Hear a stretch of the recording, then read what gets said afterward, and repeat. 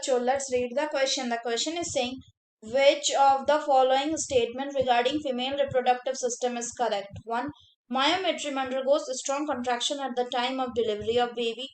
2. Ovary is secondary female sex organ which produces female gamete and steroid hormone. 3. Ovarian stroma is divided into two zones, inner cortex and outer medulla. 4. Infundibulum possess finger-like projection which help in the collection of ovum after the release of secondary oocyte. 5. A functional mammary gland is the characteristic of all the mammal including male and female. Options दिया हुआ ए में 1 and 4, B में 1, 2, 3 and 5, सी में 3, 4 and 5 and D all the 5 statement. तो अगर हम बात करें इसके की कंसेप्ट की तो वो क्या हो जाएगा, वो हो जाएगा फीमेल रिप्रोडक्टिव सिस्टम। तो अगर हम बात करें फीमेल रिप्रोडक्टिव सिस्टम की तो फीमेल रिप्रोडक्टिव सिस्टम में क्या हो जाएगा, इसमें हो जाएगा a pair of ovaries present होते हैं और क्या होते हैं, पेयर ऑफ ओविडक्ट होते हैं, प्लस और क्या होता है, यूट्रस प्रेजेंट होता है, प्लस सर्विक्स प्रेजेंट होता है एंड वजाइना प्रेजेंट होता है, and also there is a presence of the external genitalia which is located in the pelvic region. अगर हम बात करें ओवरीज की तो ओवरीज जो होती है फीमेल में ये क्या होती है, ये प्राइमरी सेक्स ऑर्गन्स होती हैं। अगर फर्दर बात करें तो ये क्या करती है, ये दो हार्मोन रिलीज करती है, एक होता है ईस्ट्रोजन और दूसरा होता है प्रोजेस्टेरॉन, ये रिलीज करती है। अगर बात करें ओवरीज का तो they are located on each side of the lower abdomen. तो फर्दर अगर बात करें तो जो ईच ओवरी है इसमें क्या होता है, इसमें 2 to 4 सेंटीमीटर इन ये लेंथ होता है, 2 to 4 सेंटीमीटर इन लेंथ होता है ईच ओवरी। और बात करें इनकी तो ये किससे कनेक्टेड होते हैं, so they are connected to the pelvic wall and uterus by the ligament. अगर बात करें ईच ओवरी की तो ये कवर्ड होता है किससे, so each ovary is covered by a thin epithelium जो किसको इनक्लोज करता है, जो ओवेरियन स्ट्रोमा को इनक्लोज करता है। अगर हम बात करें ओवेरियन स्ट्रोमा की तो जो ओवेरियन स्ट्रोमा है ये दो हिस्सों में डिवाइडेड रहता है, एक होता है कॉर्टेक्स और दूसरा होता है मेड्यूला। अगर हम बात करें मेड्यूला की तो ये इनर स्ट्रक्चर है और कॉर्टेक्स कैसा, ये आउटर स्ट्रक्चर है। अगर हम फर्दर बात करें तो क्या होता है कि जो ओविडक्ट यानी फैलोपियन ट्यूब यूट्रस और वेजाइना है वो क्या कंस्टिट्यूट करता है, वो एसेसरी डक्ट को कंस्टिट्यूट करता है फीमेल में।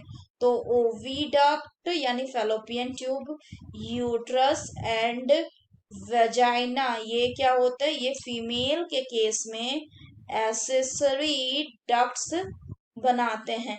अगर हम आगे बात करें इस डायग्राम की मदद से तो इनमें ये क्या हो गया, ये हो गया ओवरी।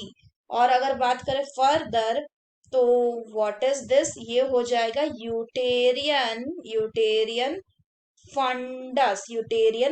फंडस। तो क्या है कि इसके बाद जो ओवरी है उसको वो किसको लीड करता है, वो लीड करता है फैलोपियन ट्यूब को। अगर बात करें फैलोपियन ट्यूब की तो ईच फैलोपियन ट्यूब जो होता है वो 10 to 12 सेंटीमीटर लॉन्ग होता है और एक्सटेंड कहाँ से करता है, from the periphery of each ovary to the uterus.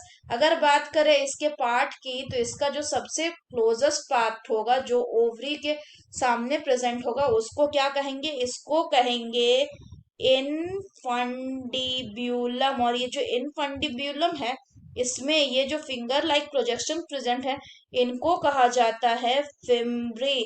अगर बात करें इन फिम्ब्री की तो ये फिम्ब्री जो है ये ओवरी से रिलीज ओवा को कलेक्ट करके फर्दर आगे भेजेगा।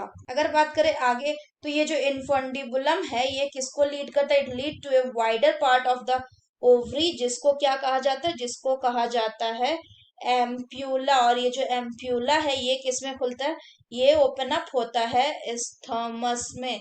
अगर बात करें एम्प्यूला, इस्थमस और इनफंडिबुलम को तो ये टुगेदर मिलकर क्या बनाते हैं, ओविडक्ट यानी कि फैलोपियन ट्यूब। अगर फर्दर बात करें तो ये जो स्थमस है ये किस में ओपन होता है, ये एक नैरो ल्यूमन में खुलता है जो ज्वाइन करता है यूट्रस को। तो अगर बात करें ये क्या है, ये पूरा एरिया है यूट्रस। इसमें अगर इनकी बात करें तो so this is the uterine cavity, uterine cavity. और ये जो यूट्रियन कैविटी है ये क्या है, इसमें बेबी का इम्प्लांटेशन के बाद में एम्बेडमेंट होता है। अगर बात करें यूट्रस की तो ये एक इन्वर्टेड पियर शेप स्ट्रक्चर होता है। ये किससे सपोर्टेड होता है, ये सपोर्टेड रहता है लिगामेंट से, जो कि कहाँ से अटैच रहता है, जो कि पेल्विक वॉल से अटैच रहता है। फर्दर अगर बात करें तो जो ये यूट्रस है ये पूरा स्ट्रक्चर क्या है, ये पूरा स्ट्रक्चर है यूटेरस। ये यूट्रस जो है ये कहाँ ओपन होता है, ये ओपन होता है वेजाइना में, किसके द्वारा, थ्रू सर्विक्स। तो ये क्या है, सर्विक्स।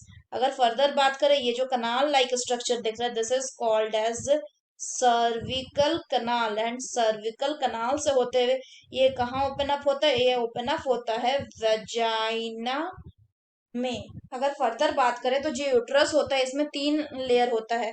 कौन कौन से, एक होता है यूट्रस के जो लेयर में है वो होता है पेरीमेट्रियम। अगर बात करें हम पेरीमेट्रियम की तो ये एक्सटर्नल लेयर होता है यूट्रस का। नेक्स्ट होता है क्या, नेक्स्ट होता है मायोमेट्रियम।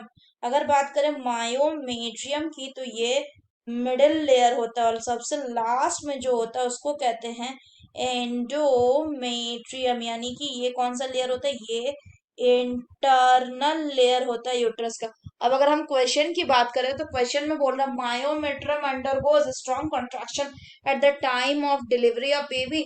तो बिल्कुल सही स्टेटमेंट है, क्योंकि मायोमेट्रियम ही वो होता है जो कॉन्ट्रैक्शन, जिसमें कॉन्ट्रैक्शन होता है during the time of parturition.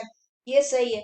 दूसरा बोल रहा है ovary is a secondary female sex organ. तो ये यहीं पे गलत हो गया, क्योंकि ओवरी क्या है, प्राइमरी सेक्स ऑर्गन है। तीसरा बोल रहा है ओवेरियन स्ट्रोमा जो है 2 जोन में डिवाइडेड है, इनर को कॉर्टेक्स एंड आउटर को मेडुला। तो हमने अभी देखा कि जो इनर है इसको मेडुला बोलते हैं और कॉर्टेक्स को आउटर बोलते हैं। तो ये भी गलत है इसलिए।